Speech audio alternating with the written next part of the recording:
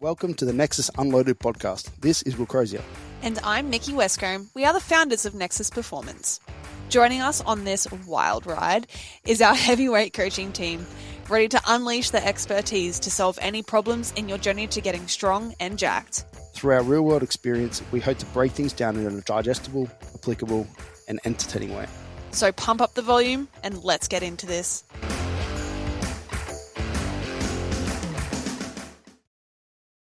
Mate. He's a very small lapdog. He literally, when we're driving, he'll climb across and sit on me as driving. See, Sammy has a seatbelt. Does he? He gets belted up. He's not allowed to move around. Well, Bowser's privileged. He's actually got we'll kick this off before we start shit talking. Hello, welcome. You've got different voices, same voices, but different guests. Guests? We're not guests. We're presenters. Different presenters. Different presenters as per the usual flow. Big Wilbo's gone. Yeah, he's in Melbourne. So living it up. Yeah, with Mr. Yeti down there, Anthony Krisner. So they're going to the Not Fest Festival, and I was not wanting to go to that and decided I'm going to come home early and cuddle with Bowser. So good one-on-one time. Yeah, here is cuddling with Bowser in full force. He's actually sleeping at the moment, which is nice. It's good. It's very relaxed. Normally he's a fucking menace if you guys are in here. Honestly, if the other mics picked it up last time, you would have heard him fucking banging into that door. Was it like as he was trying to come in? Yeah. Okay. I didn't even hear him. He rams his head into it. Yeah, he does. He smacks it. And then he tries to scratch it. Yeah. And I was like, you could see Wilbo was like just trying to let it go. And then he just sort of reached over and opened the door and Bowser came in. Yeah. And then we closed it slightly and then Bowser wanted out again. Yeah. He loves it. He's good at the moment. He's got his couch spot. He just has his cuddles. But believe it or not, this bandana that he's wearing, you can't see it in screen. This was white this morning. On our walk. This morning. It's brand new. It's brand new. Well, we got it when we were in New Orleans. So it's got all like gumbo and jambalaya and all that sort of stuff on it. Prawns and crawdads and whatever. But on our walk this morning, Bowser found every single mud pile, pothole, every slush puddle that he could find and jumped in it, rolled in it, and so I had to wash that this morning before coming in here. Yes. And he was stanky. Yeah, that's why I just leave Sammy on the concrete. On the lead? He's on the lead on the concrete at the beach. Yeah. Well, do you take him off lead at, like anywhere at like other parks other than the one down the road here? Not really. No? No. Fun dad you are. I let him go to the park sometimes. Yeah. I've been letting him off his lead like a lot more just around. Like if we're like doing stuff in the garage or whatever, I just leave the door open and he walks in and out. And I've been trying to like trust him more. It's just his call, like his recall. His recall's not that great. Yeah, okay. So he'll run off. He has to see me, and if he sees me and I call his name and turn around and walk off, he'll come. Yeah, okay. But if he can't see me and I'm yelling, nothing. He's just gone. He's gone. He's off with the fairies. Yeah, that's fun. See, that's something that we've been working a lot with Bowser. So at the park that we take him to, there's no way that he can actually like escape onto the road or anything like that. And so that's where we obviously started his off-leash recall training. So at least we knew that if he was off with the fairies, that there was no way that he could actually like leave entirely. Yeah. And then the first time we took him down to the beach though, because of all the waves and stuff, like he was gone, man. Like he was just too much of a distraction. There was so many dogs, so much stimulation. But now every Sunday is his beach day and we take him to the side where there's no waves because he's practicing his swimming. With his little life jacket. Yeah, with his floaty. So every Sunday, if you jump on my Instagram, you will see Bowser in his floaty learning to swim. I love it. See, Sammy knows how to swim, but he's just dumb and opens his mouth the whole time. Yeah. And then he chokes on seawater, and then he just comes back over to me and goes, and I'm like, all right, little buddy, let's. Plus, he's fluffy as fuck, so drying him coated in seawater and sand is not as fun. Not ideal. Not as easy as drying this fella. No, but, he's got a thin coat. Yeah. Well, that was this morning, like I said, covered in mud and stank, man, like in the car. Foofed. So he got a nice soapy bath this morning and he's all dry. He's good to go, nice and shiny. And now he's sleepy boy. Yep. But yes, so today's episode, you are obviously with myself and Joshua. We are going to go into aligning your nutrition and training strategies together, hence Docking is one of the words that was thrown around. Docking. I guess it kind of works. Yeah. Having your training and nutrition aligned together. But hence why there's a Nexus head strength coach and nutrition coach to talk about each of these strategies. But before we get into that, we've got a couple of things going on. First one is, by the time this podcast is aired, we will have our SBD workshop happening as well. So that is on the 30th of March. Yeah. And yourself and Wilbo are running that? Yeah. So Wilbo and myself running it. It's a lot longer than our previous workshops have been. Yep. By a considerable amount. Yeah, it's a full day one. Yeah, full day. We're going through squat, bench, and deadlift. Mm-hmm.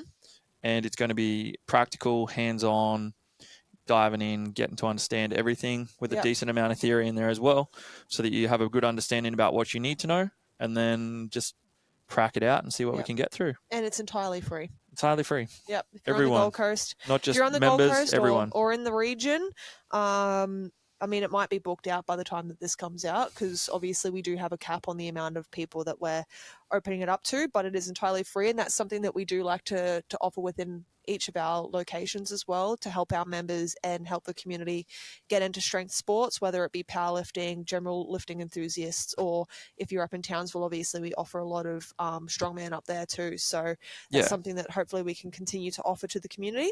I think, just bringing that education to the region. Yep. Trying to get it out there amongst, like, I know previously we've only offered it free for members, and we thought this time open it up to everyone. Yeah, exactly. Anyone can come down, bring your friends. Get the people in. Yeah. PTs in the area and stuff like that as well. That PTs want to start, especially. Yeah, come in and get your brains blown. Next thing we've got is the novice comps as well. So there's actually two. We've got the GPC novice comp on the 4th of May in Townsville, May the 4th. I never realized it when we picked that date. I was like, we honestly could have named it something so much cooler. Yeah, it's just May the 4th be with you. Yeah, exactly. Novice comp. Trademarked. You can't steal it. Sorry. That's the GPC comp too. GPC novice comp. Yeah. So if you're in Queensland, you're a GPC athlete. It is the last opportunity to qualify for nationals. So we've opened that up there, and then we've also got the novice category alongside that. The other beauty as well is that is not only a 3 lift, but it's a SB. It is a push-pull or deadlift only categories open to it as well. So if you are not confident in squatting and you just want to do a push-pull, or you just want to get in there and deadlift and max out and have fun, then that's the same thing. You can register your interest there. And it's happening here in the Gold Coast on the 25th of May as well. Yeah, so from the SBD workshop, it is exactly 10 weeks. Yep. And it's going to be... Is it? No, 8 weeks. 8 weeks, because it's 10 weeks out now. Yes, it is. Correct. Yeah. Lucky you are on top of the day. For some reason, I always thought it was 10 weeks. 8 weeks out. Yes, correct. Yeah. But that's a perfect opportunity. You know, everyone should be pretty much geared up by that point, ready to go, starting to prep their peaks, etc. I know the boys and girls that I'm coaching are definitely on their path to doing that, and we're bringing a pretty decent team as well. Yep. But yeah, I'm excited for it, just because every novice comp we've ever had is just fun as fuck. It's always good. It's just so much fun. Yeah. I love watching people just go full send. Yeah. Like, we get a good crowd, good atmosphere. Generally get pretty good weather. Yeah. Well, we've always had good weather. I don't think we've ever had poor shitty Polko weather. gets sunburn every time. Yeah. We've got to do something about that. No, we did. We brought that tent forward. Yeah, we're bringing the marking him further forward. So the back of his neck. We might have to get him like a Legionnaire's hat or something, flaps down all day for Polko. It's fun for everyone, not just people participating. I've had clients come and just watch. Yeah. And I had a couple clients rock up to Deadlift for Dogs at the end of last year. And they're like, we're just going to drop in and say good day. And they ended up staying all day. Yeah, literally. Deadlift for Dogs is epic. Like Deadlift for Dogs is fun. But just the novice comp too, like seeing people just come together, have fun, not as much stress, not as much sort of like, I guess, quote unquote, you just sort of... Like not as much pressure to... Pressure, that's the word I'm trying to think of. Yeah. There's not as much pressure to perform, and it's just fun. Like everyone out the back is having fun. You're warming up together. Yeah. It's just a good time. Yeah, literally. A lot of fun. So, yeah, if you're in the Gold Coast, hit up hit us up if you need some coaching or prepping into it. Otherwise, get your coach or whatever to realign your goals for the novice comps. And then obviously we've got more happening across the end of the year as well. Lots. We do have our comp planner pinned to our Instagram now too. Yeah. Gotta pin that shit. Go and have a suss. There's a lots coming up. Yes. So as we move on from events, we've obviously got the major topic of today, which is aligning your training and your nutrition. Yep. And I think it's a good segue to kind of start off with what is the purpose of strength training, if you want to elaborate on that. And like alongside that, obviously the purpose of like hypertrophy training. So like different training styles in general. And those are the two that we kind of do here. They're the two we focus on the most. I think they're probably the ones in which we work with more. Yeah. It's like in the most layman's terms possible, to the whole point of strength training is to get stronger. Yeah. The whole point of hypertrophy is to get bigger or retain muscle, which we'll obviously elaborate on a little bit more as we go through the actual nutritional side of things. But I guess to elaborate on it from our perspective, like with relation to strength training, it is to get stronger, but it is to get stronger for a purpose. Yeah. So the basis of pretty much everyone's training, whether you are an athlete, whether you are a powerlifter, whether you're just a general daily person who enjoys going to the gym, should be strength. Because realistically, at the end of the day, that's our little base. That's what creates our little foundation. Everything else we can do on top helps to sort of capitalize on that. Yeah. From there, you sort of start to look into your other side of things, which is your hypertrophy. So gaining muscle, gaining size, or retaining muscle, retaining size, depending on the phase in which you're in. We're looking to get bigger. We want to build our muscles. We want to build our muscular endurance. We want to essentially utilize the strength base in which we've built, build upon it to get ourselves bigger, more muscle, more cross-sectional area of our muscles, etc., to look nice and jacked and juicy. But they do go hand in hand. So they're not necessarily two separate things. The way in which we look at them from a programming perspective, we might bias one through certain phases over the other, but they just work together. And I think that's where a lot of people get lost, is like they'll call themselves a powerlifter. And I even got caught up in this when I first started. I was like, I'm a powerlifter. I can't do arms. I can't train shoulders anymore. I have to do squat, bench, dead. All I need to do is get stronger. Hyper-specific. And then on the other end of the spectrum, people who are like bodybuilders, they're like, oh, no, why would I bother about SBD work? I'm just going to go and do machines. I'm just going to go and do cables, dumbbells, etc. Why train heavy? Like, why train? Why train strength? And I think they get so caught up in that they just miss the forest for the trees. And I can tell you right now that one of the biggest dudes we've got in here, Ollie, he'll love hearing that. I know, big listener to the podcast. Yes. Does SBD he gets work? Too many shout outs on this podcast. I know. He may as well just be an official member at this point. But he is a prime example of someone who is fucking massive, trains the specific things he needs for bodybuilding, but starts his sessions with SBD, whether that's his stiff leg deadlifts or at the moment he's doing his normal deadlifts because he's doing the novice comp. Squats with a barbell, does barbell bench press.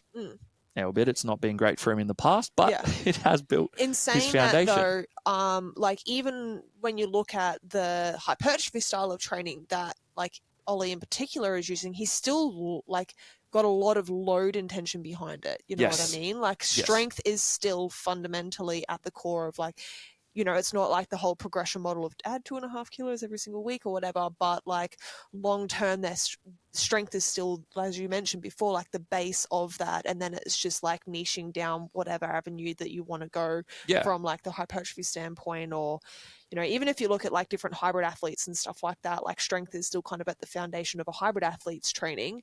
And then they branch off into like the different endurance or like avenues that they want to go down to as a hybrid athlete, because that's kind of on the trend at the moment. Like it's a bit of a fad, being a hybrid athlete, or the run clubs. Yes, exactly, all that sort of stuff, which I mean, like, hey, I fully endorse if you just want to get fitter and healthier and stronger and whatever. I just love anyone training. Yeah, exactly. As long as you're doing something positive. Yeah. But it just like having to look at it exactly from that, like there is a basis of strength. Like there's not a single bodybuilder that I know that isn't strong as fuck. Yeah. A good bodybuilder. Like the ones that are built, the ones that have spent years in the trenches doing the work. Yeah. With, yes, they're very hyper-specific things. So they're isolation movements, they're machines, all of that.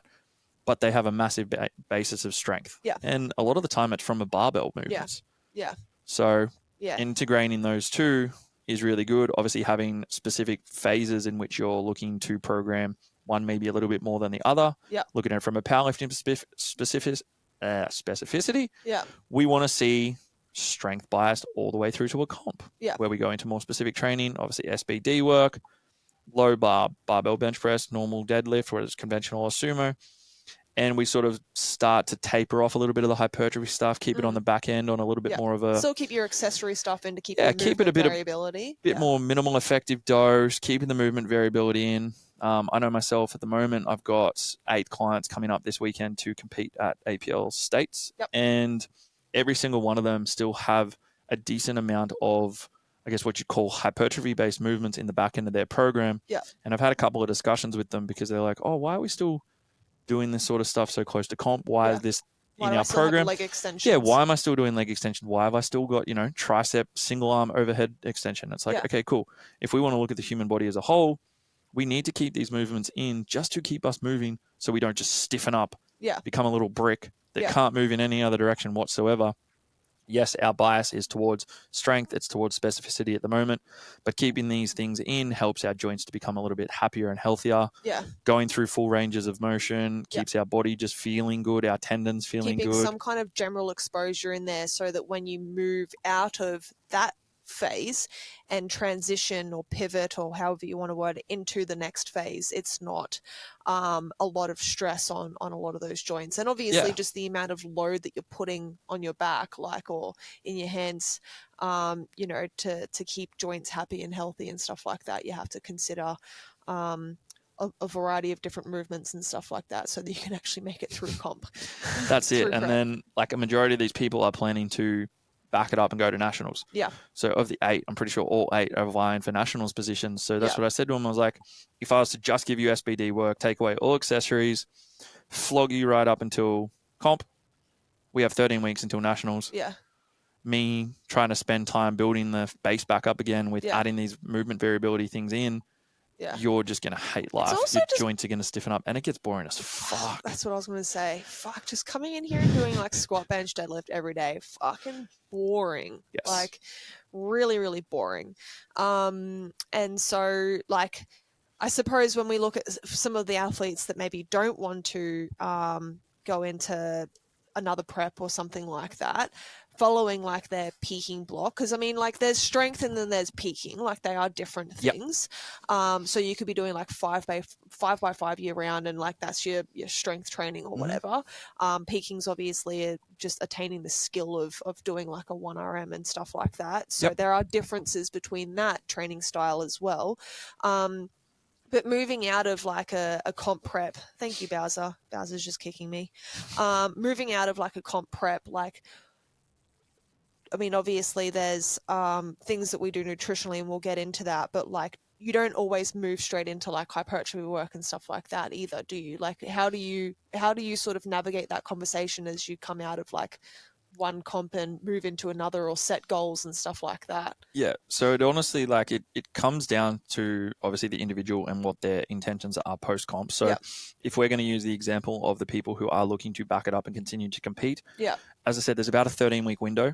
For the first 3 weeks, my main goal is to keep our SBD work at essentially minimum effective dose, just to keep the skill in there, lower volume, lower sets, lower reps, etc., just to keep the body ticking over in those sort of things. But I want to try and get the body moving a little bit more holistically better. So a little bit more movement variability. I might even throw in some variations of those exercises. So take people away from low bar and put them on a cambered bar or safety bar, maybe even high bar or something for the first couple of weeks, just so their elbows get a break, their biceps get a break, all that sort of stuff that we're looking at to then push them through the next 12 weeks. Because if I just went peak, fuck that. by the end of it, the little niggles that start to arise after one peak, they're going to be worsened come the second. And idealistically, in a perfect world, we're able to mitigate those as much as we can. Sometimes, unfortunately, it just happens. And we have to try and do our best we can through that prep. Anti-inflammatories become your friend.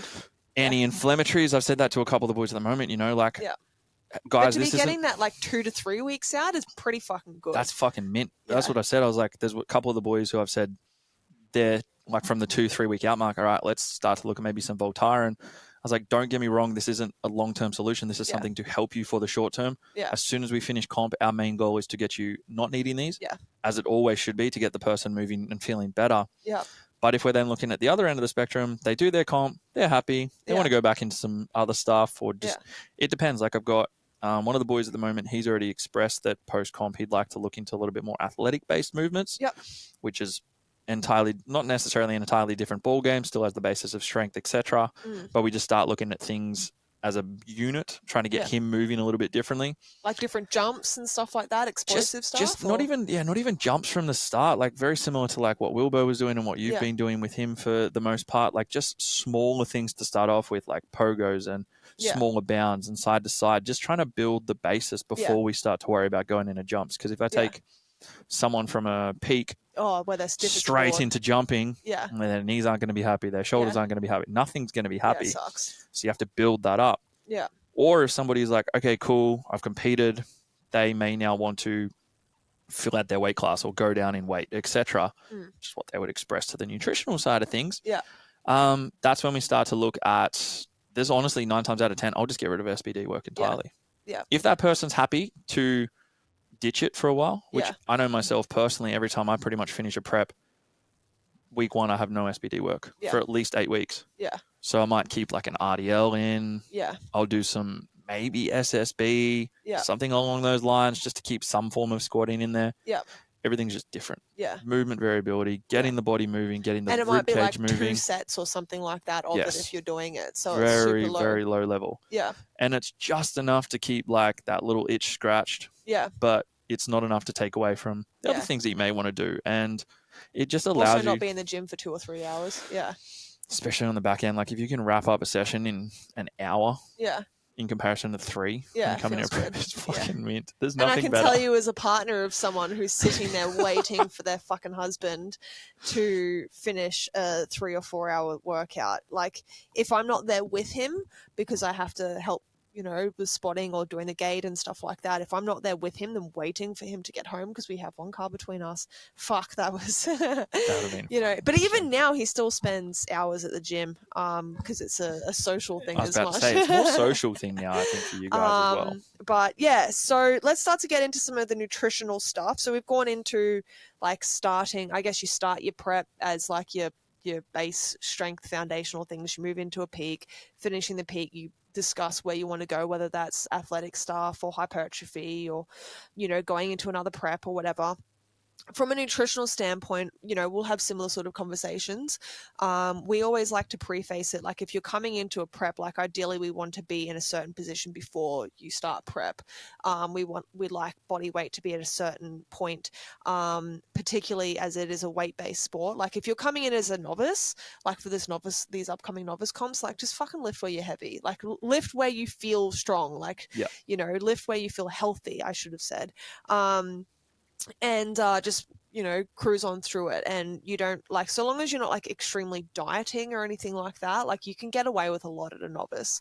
But if you are obviously going into a high caliber event where there are weight classes and you want to be more competitive and stuff like that, then we need to make sure that we're starting that prep at a certain weight category so that we're not having to diet throughout prep or do any extreme weight cuts or anything like that. And I've probably done one of the most extreme weight cuts this last week than I have in my last 10-year career, so that was fun. I really enjoyed it, to be honest with you, the doing challenge. This weight cut. And I'll probably do another episode that was with Keita, so I'll probably do another chat with her later to actually explain what we did through that process and really divulge the strategies that we use, because it was a 2-hour weigh-in as well. So that's another consideration, that if you're working with people, you need to think about, well, what's the weigh-in procedure with this? I can get away with a little bit more as a 24-hour than I can a 2. How's my performance going to hold up if I do a weight cut and all that sort of stuff? So yeah, as I said, ideally starting the prep in a certain position so that as you go further through the prep, like weight's not as much of a concern, and you can perform, feel good and stuff like that. So when I have a look at the notes that we've got here, I guess we should start off by saying there's 3 different phases of your dieting, right? So you've got your maintenance calories, which a lot of people like will use different words like recomp and stuff like that. Yeah. But realistically, like if you're going through some of those phases, like you're either in like a maintenance calories, you're in a surplus of calories, or you're in a deficit of calories. Each of those are ranges, right? So maintenance calories, you have a range. It's not like, at whatever my body weight is, I don't even know. I'm stuck on like 2,200 calories. Like that's not it. Like if I eat 2,300, now I'm in a surplus. Like that's not the case. Obviously, there's a lot of different things that happen from a lifestyle perspective that can influence where you are within those ranges. And there's things that you can do as well to increase your like metabolic or your metabolism to bring that sort of stuff back up. And that's actually something that I'm going to be working on with Keita, to increase her food intake and work on her like RMR and stuff like that. Okay. So it's a fun little strategy that we'll be moving into for the next few weeks. But at the end of the day, yeah, it's a range. And depending on how much you need to gain or how much you need to lose will depend on the severity of that surplus or deficit. Can you hear my tummy rumbling? It's gone hard, man. Hungry. Didn't have breakfast. Yeah. Don't skip breakfast. My stomach is going off like a train at the moment. But doesn't bother me. I can live with hunger. Hunger cues. Yeah, I can live with hunger. I can't. All right, so yeah, maintenance. Let's go through like the each of these and how they kind of fit in with the training styles, right? So we've got maintenance calories. Maintenance can be done with anything. Maintenance is everyone's best friend and where people should want to spend a lot of their time. I hate it where people always want to be in a deficit or in a surplus and pushing either one of those extremes, because at the end of the day, a lot can be done if you're in maintenance calories, from a strength perspective, from a body composition perspective, from just life in general. If you've got a lot of shit on your plate at the moment and you are just feeling really, really overwhelmed, spending a period of time at maintenance and just allowing your body to alleviate some stress from at least nutrition is a really, really good thing, and just giving it a time to, restore homeostasis. Like, what is our base level of normal? Because like I said, a lot of people like to push either of those extremes. And it's the same thing with training, right? They're either like peaking their strength or pushing hypertrophy. Like even just spending a little bit of time where you can fluff around with some bro shit for a month or so just to actually enjoy training again. That's where there's a lot of burnout when you start to push different extremes all the time. Like, do you find that like yourself? Like you just want a period, like even just like 3 or 4 weeks where you just be like, I just want to fucking like bro out for a minute and just have some fun. Yeah, fuck. Even from the psychological perspective, it's like everyone has day-to-day stresses in their life, their jobs, everything. And then to have training, which is essentially a hobby for 99% of people, also add to that stress psychologically, where you're kind of like, if you miss a session, I have to be in a deficit. Oh no, I missed this session, so now I'm not in a deficit this week, and now I have to go and do this to make up. And all of that sort of shit can become very taxing on the brain. And it's definitely, like, I know myself, there's been times where I've been in, and I think people underestimate this too from the other end of this perspective. Like, people have been in deficits and they're like, I'm hungry, this is shit, I feel tired, I'm lethargic, whatever the case might be. I don't think people realize that, like, being in a surplus can have the exact same effect psychologically. Like, when I was coming into my last comp and I was on 6,300 calories a day, the psychological thing behind that of me being like 7 days a week, I have to eat this. Otherwise, it's not going up, was fucking draining. Like, it was... it's draining on my mind. It was I was stuffing my face every day to the point where, like, I hated food. I got no enjoyment from food. Sometimes the thought of food made me sick. And it becomes, that's another form of burnout. Like, it's a chore, and that's never what it wants to be. Like, going back to some point of maintenance, you feel good. Digestion starts to clear up a little bit more. You maybe don't feel as full through sessions, so you can get a little bit more out of them. You're able to go and do things. You can, like, if you're in a deficit and you're going back to maintenance, you can go out to lunch with mates. You don't have to be like, oh, no, I can't go out. Can't catch up with friends. Because then people underestimate enjoy your life. The psychological benefit of hanging out with their friends. Is a bit stress relief. Going and hanging out with friends, catching up with people. I'm not saying you need to go out and stuff your face in an all-you-can-eat buffet, but if you can go down, catch up with one of the boys or one of the girls, have a fucking coffee and a muffin, or go to Burgers with the boys or something.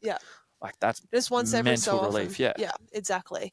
And so, like, maintenance should be enough calories for you to be able to recover and perform. Yes. That's the biggest thing. Like, a lot of people don't realize that, like, you know, as we go further through this, like maintenance coming into a peaking block, for example, like that's where I really like a lot of my athletes to sit. As I mentioned before, it's a range of calories, right? So you could be at the upper end of maintenance, and be recovering well, feeling good as you come into your peaking phases of your prep. Because at the end of the day, if you're peaking hard for a powerlifting comp, you're probably going to feel a little bit fucked anyways. Like if you're coming in feeling fresh and ripe as a daisy, like you're probably not training as intently as what you could be. And maintenance calories are there to support that peak, but also not push unnecessary fat mass or unnecessary weight gain. So if you're coming into comp and maybe you are under your weight category a little bit, like I still like to keep majority of my athletes at like maintenance or maybe the upper end of maintenance if necessary, because there's like the placebo things of, I get a little bit more food and that makes me feel good and whatever. But realistically, like having your calories at maintenance coming into your comp is sufficient enough for you to be able to perform, feel good, and not put on any or too much weight where your body shape starts to change, which is actually going to have impacts on your lifts as well. Yeah, absolutely. And I think people also underestimate, like they attribute the name in which the phase of the diet to like how you should be performing. So they'll think like, I'm in a deficit. I had this conversation with a client last week. They're like, oh, when I go to a deficit, I know I'm going to get weaker. Yeah. Oh, when I'm at maintenance. Did you tune him into our episode with Tyson? In the end, I was like, oh, go listen to that. They'll explain it way better than I do. And they'll be like, oh, the only time I can gain strength or size is in a surplus. And I'm just like, maintenance, you can push hard. Like any phase of any phase of diet that you're in, your goal with your training should always be to push as hard as you possibly can. Yeah. That's where we grow. That's where we get stronger, bigger, retain muscle, whatever the case might be, depending on the phase in which you're in. Like being at maintenance, you can grow a lot. You can get changes. Strong. Yeah, you can get strong in a deficit. I hit the end of a 15-week deficit. We're still hitting PBs. Yeah, yeah. A lot of people just don't understand the like training hard is not the same. Like regardless of what phase you're in with your nutrition, you still should have intent in training hard. Always should be putting training effort hard. in. But yeah, so maintenance calories best done with strength training or can be done with hypertrophy. But ideally for me, hypertrophy, which is really like specific, you know, not, as we mentioned before, not as much SBD work in there, maybe a little bit, but you're really pushing a lot of those machine things and trying to make tissue changes. Like that to me is what hypertrophy is. You're trying to like put on muscle mass or retain muscle mass. So if we're trying to force tissue change through hypertrophy training, then we really want to be aligning a nutrition strategy that is going to encourage tissue change. Absolutely. So whether that is a surplus of calories to put on muscle mass, or whether that is a deficit of calories to lose fat mass, it's best done in that area.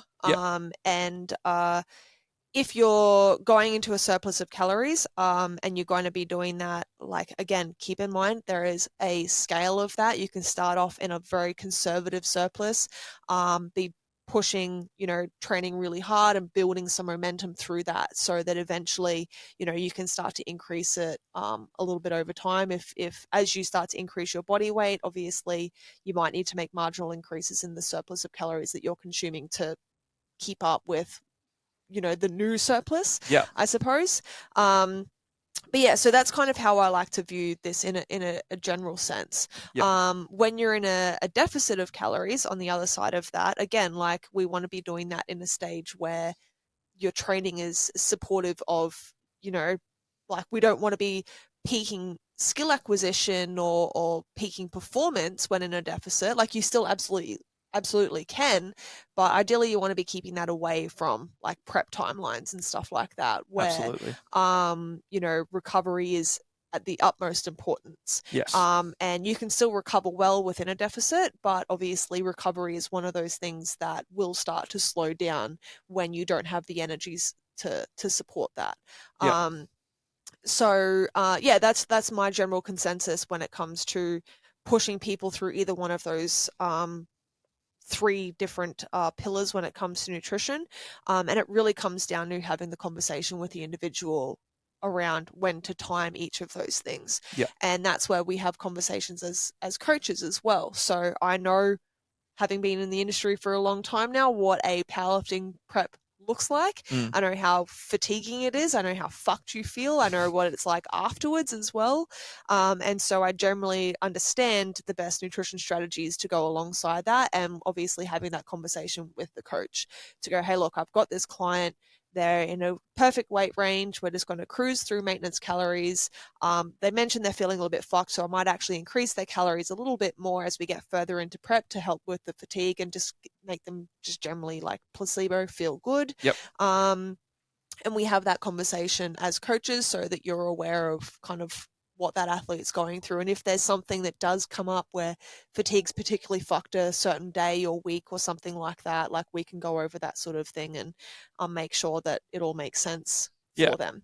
But when it comes to after competition, there's a few different things that we can do, and that's where it's even more important for the coaches, because obviously I only do nutrition, I don't do training, and you only do training, you don't do nutrition. Yeah. So that's really where it's really important that we have that conversation to go, hey, look, this is the goal that the client has presented to me for their body composition.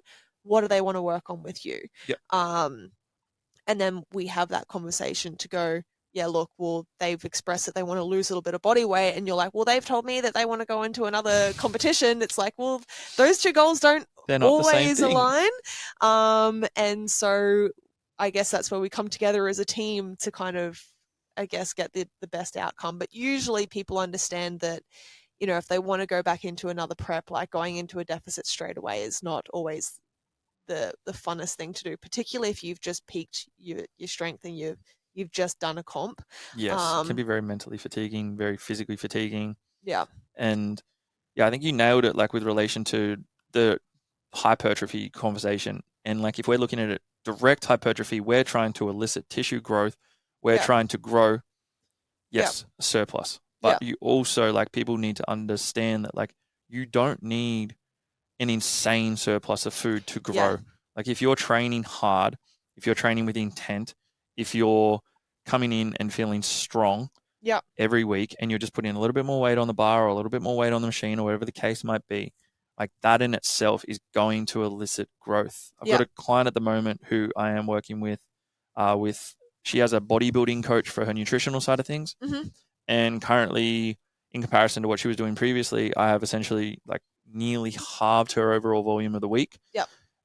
She was in her off season, so she's in her grow time, and she has essentially had to have her calories bumped up more in the last 3 months than any other time previously, because her intent with her training is harder. Yeah. She's doing less overall volume, but she's training harder for those sets. Yeah.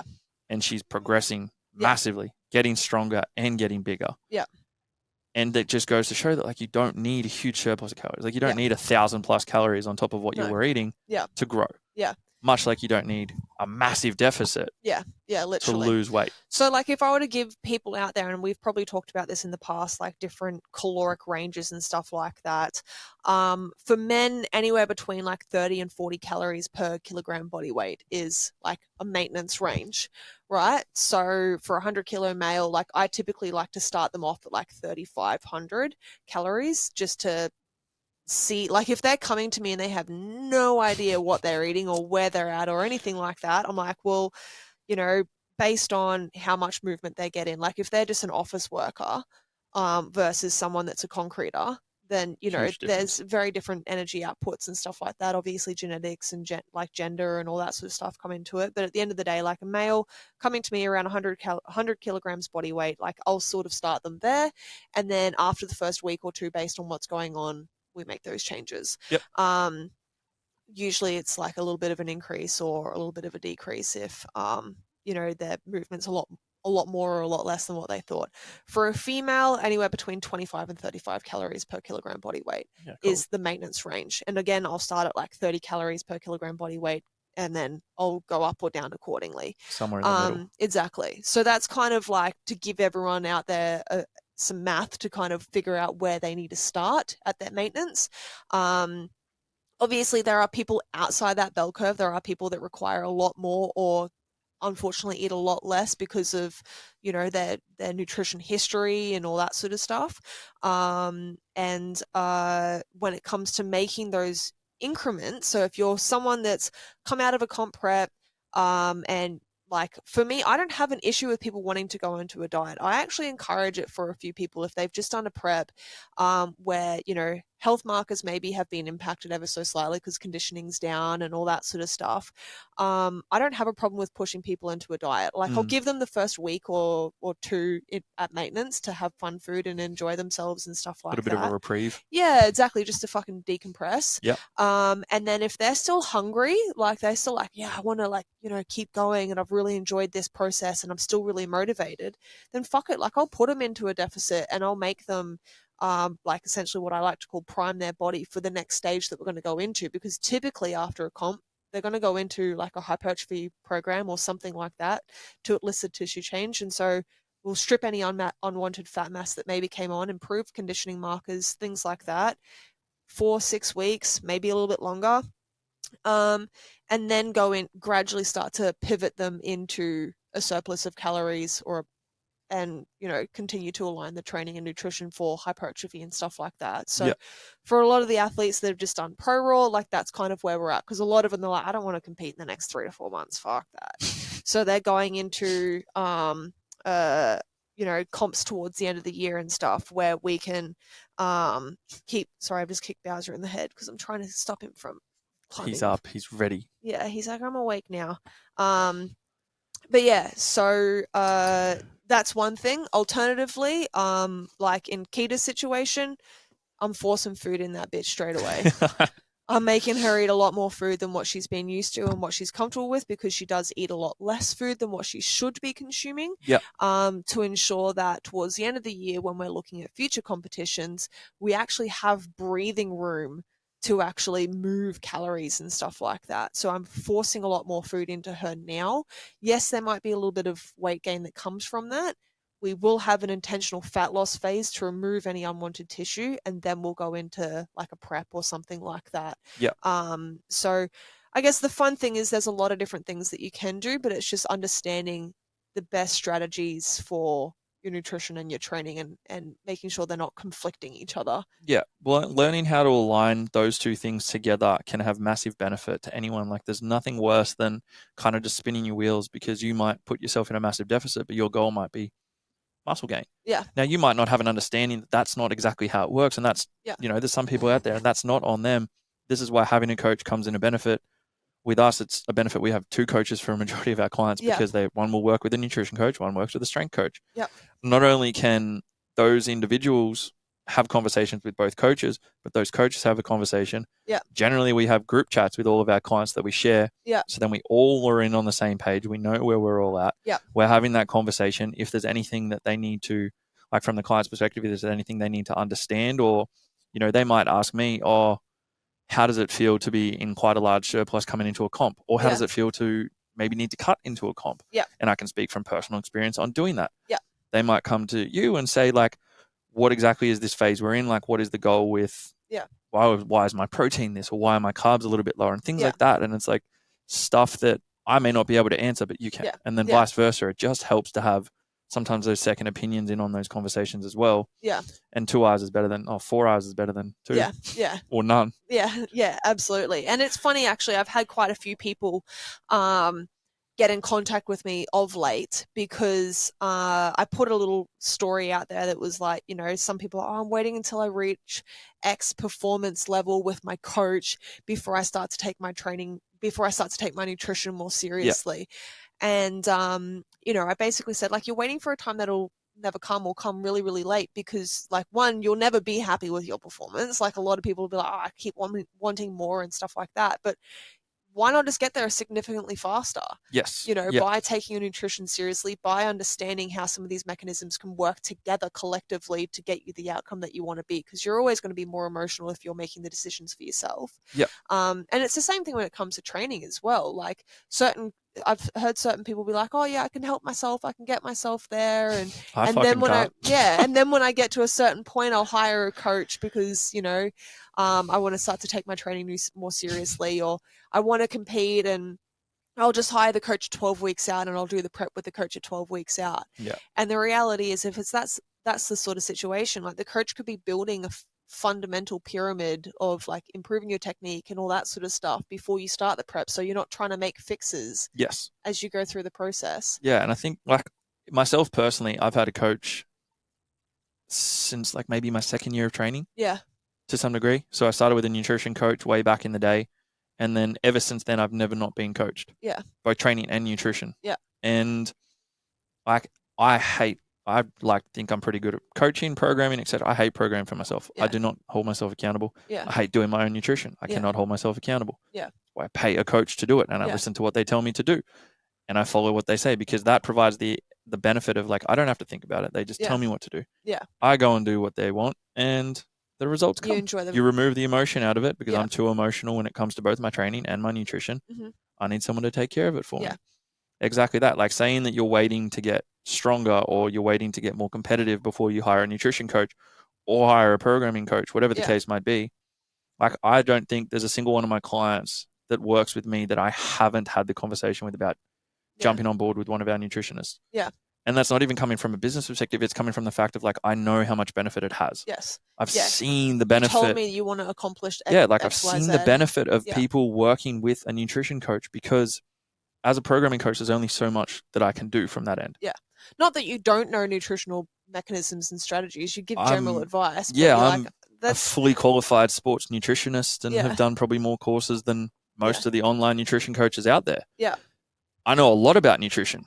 However, we've got a team of phenomenal nutritionists who know it better. Yeah. And they work with people every day. Yeah. Better. They can make the decisions better. And it just works overall as a system better. Like, I think there's every single person that we've got coming up competing, that you and I share, that Jordan and I share, that Kirby and I share, they're all doing well. Yeah. Like every single one of them. Yeah. They're all of their weight is pretty well perfect for their comp days. Mm. They're all performing well. They're all hitting PBs. They're all recovering well. Their stress is well taken care of. Yeah. Every single thing we look at from a coaching perspective is looked after. Yeah. There's nothing missed. Yeah. And I think it's nice for you as well, like as a strength coach, knowing that like you only have to kind of focus on that thing, and then you know that the nutrition stuff is being focused on by someone else. And as we said, like, you know that the visions are aligning, and that's I guess the whole point of this conversation is just making sure that you know, whatever strategies you're going down, because I know there's a lot of coaches out there that do both themselves, and like it works, like you know, there's nothing wrong with it. But we often found that within, you know, the experiences that we had before we created Nexus, was that one was often sort of slipped through the cracks. Like nutrition wasn't taken as seriously by some coaches, and programming maybe was at the forefront, or vice versa. And so for us, we just, you know, had a coach that does both, and it eliminates any of that sort of concern. But yeah, as we said, like making sure if you are out there doing that, that you're looking at where each of these training and nutrition strategies are going forward, what the outcomes are you're looking for, and then, you know, following through with that process. So I hope that helps. I don't think there was too much more that I really wanted to go through. We kind of covered each of those two topics to some extent. Obviously there's a lot more that goes into it, and I hope I've given some people a little bit of a starting place as to where they can go for with that, and how they can go through each of those different phases over the course of a prep or off seasons or lifestyle stuff that comes up. So yeah. Any further questions, comments, queries, reach out. Yep. No negative feedback on this one. We never get negative feedbacks. Wilbur's not here, so there should be no negative feedback anyway. Exactly.